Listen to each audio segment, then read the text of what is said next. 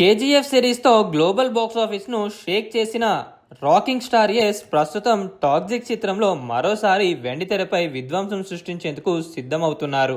ఆయనకున్న mass appearance కు ఖచ్చితంగా వైలెన్స్ ఉన్న సినిమాలే చేయాలని, లేదంటే జనాలు యాక్సెప్ట్ చేయరు అనేంతలా. అందుకే కేజీఎఫ్ సిరీస్ తర్వాత ఎన్నో కథలు విని చివరకు టాక్సిక్ సినిమా కథకు గ్రీన్ సిగ్నల్ ఇచ్చాడు. గీతూ మోహన్ దాస్ దర్శకత్వం వహిస్తున్న ఈ సినిమాపై ఆడియన్స్ లో ఉన్న అంచనాలు అన్నీ ఇన్ని కావు.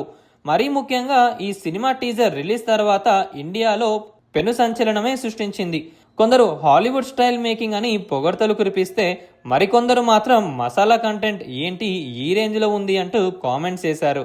ఈ సినిమాను ముందుగా మార్చి 17న రిలీజ్ చేస్తున్నట్లు ప్రకటించారు. కానీ కొన్ని కారణాల వల్ల సినిమాను జూన్ 4కు పోస్ట్ పోన్ చేశారు. సాధారణంగా గ్యాంగ్స్టర్ సినిమాలు అంటే ముంబై అండర్ వరల్డ్ లేదంటే అంతర్జాతీయ మాఫియా చుట్టూ తిరుగుతూ ఉంటాయి. కానీ టాక్సిక్ సినిమా కోసం గోవా చరిత్రలోని ఒక క్లిష్ట సమయాన్ని ఎంచుకున్నారు.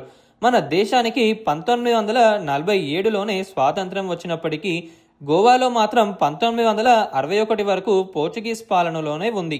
ఆ 14 ఏళ్ల కాలంలో గోవాలో స్మగ్లింగ్ ముఠాలు ఎలా రాజ్యమేలారు, రాజకీయ పరిస్థితులు ఎలా మారాయి అనే అంశాల చుట్టూ ఈ ఫిక్షనల్ డ్రామా సాగుతున్నట్లు తెలుస్తోంది.